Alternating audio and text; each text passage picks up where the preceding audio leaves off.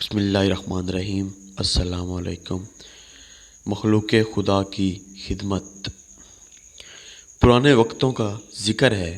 بصرہ عراق کے ایک شخص نے حج کا ارادہ کیا، جس کے لیے اس نے دن رات محنت مزدوری کر کے حج کے لیے اپنا صادرہ اکٹھا کیا۔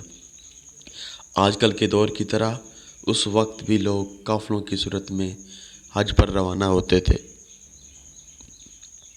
قافلے کے افراد کو جمع کرنے کے لیے ایک انتظار گاہ بنائی گئی تھی، جو اس کے گھر سے کچھ ہی دور تھی۔ روانگی کے روز یہ شخص اپنے گھر والوں سے وداع لے کر نکلنے لگا تو فرط جذبات میں سب کے آنسو نکل آئے، اور سب نے اسے اپنی دعاؤں اور نیک خواہشات کے سائے میں رخصت کیا۔ اس شخص کے گھر اور قافلے کی انتظار گاہ کے درمیان ایک جنگل پڑتا تھا۔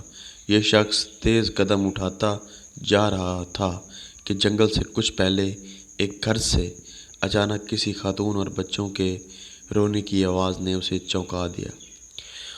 ان آوازوں میں اتنا درد تھا کہ اس شخص سے رہا نہیں گیا۔ وہ گھر کے قریب پہنچ کر کان لگا کر کھڑا ہو گیا تو اس نے سنا کہ وہ خاتون رو بھی رہی تھی اور ساتھ ہی ساتھ اپنے بچوں سے یہ کہہ رہی تھی، بیٹا، آج میرے پاس تمہیں کھلانے کے لیے کچھ بھی نہیں ہے۔ جو کچھ تھا وہ کل رات کو ہی ختم ہو گیا تھا، اور بچے بھوک اور پیاس کی شدت سے مسلسل بلک بلک کے رو رہے تھے۔ ایک طرف قافلے والے اس کا انتظار کر رہے تھے اور دوسری طرف ایک بھوکا خاندان کسی غیبی مدد کا منتظر تھا۔ یہ شخص شش و پنج میں مبتلا ہو گیا۔ آخر آسمان کی طرف نگاہ کر کے ہاتھ بلند کرتے ہوئے اللہ سے گویا ہوا، یا اللہ، آج میں عجیب دوراہے پر کھڑا ہوں۔ ایک طرف تیری عظیم عبادت ہے اور دوسری طرف یہ بے بس خاندان۔ نہ میں تیری عبادت چھوڑنا چاہتا ہوں اور نہ ان لوگوں کو اس حال میں چھوڑ سکتا ہوں۔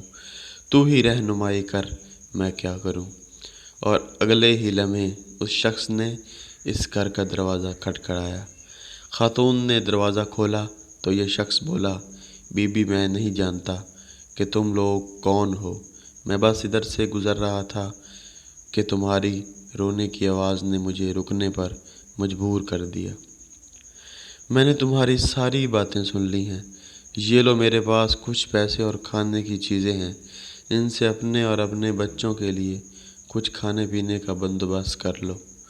وہ خاتون اپنے جذبات پر قابو نہ رکھ سکی اور روتے ہوئے بولی، اے اجنبی، پچھلے دنوں میرے شوہر کا انتقال ہو گیا تھا، تبھی سے ہم پر مصیبتوں کے پہاڑ ٹوٹ پڑے ہیں۔ آپ کی بہت بہت مہربانی جو آپ نے ہم غریبوں پر اتنا رحم کیا۔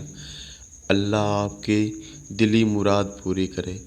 حج سے بڑھ کر آپ اس شخص کی دلی مراد اور کیا تھی، لیکن حج پر جانے کے لیے کل سرمایہ تو راہ خدا میں قربان کر دیا تھا۔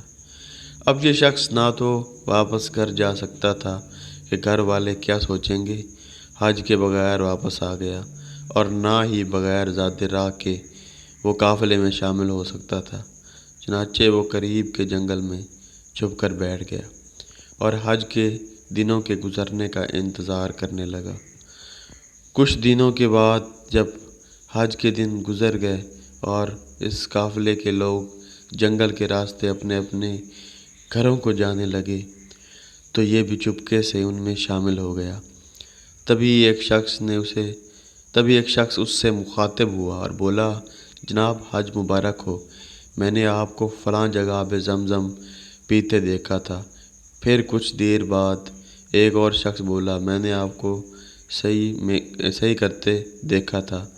ایک اور شخص بولا، میں نے آپ کو طواف کرتے دیکھا تھا۔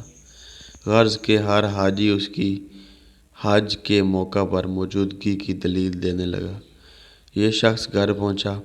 گھر والوں نے بھی پرطباق استقبال کیا اور حج کی ڈھیر ساری مبارکباد دی، لیکن یہ شخص اندر ہی اندر پریشان تھا کہ میں تو حج پر گیا ہی نہیں تھا، تو پھر کیوں ہر حاجی میرے وہاں پر موجود ہونے کی بات کر رہا ہے۔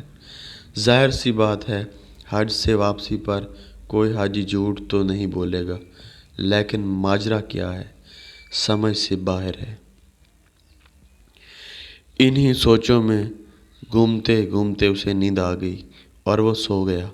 عالم خواب میں اسے بشارت ملی کہ اے نیک دل انسان، تم نے حج جیسی عظیم عبادت کو چھوڑ کر مخلوق خدا کی مدد کی۔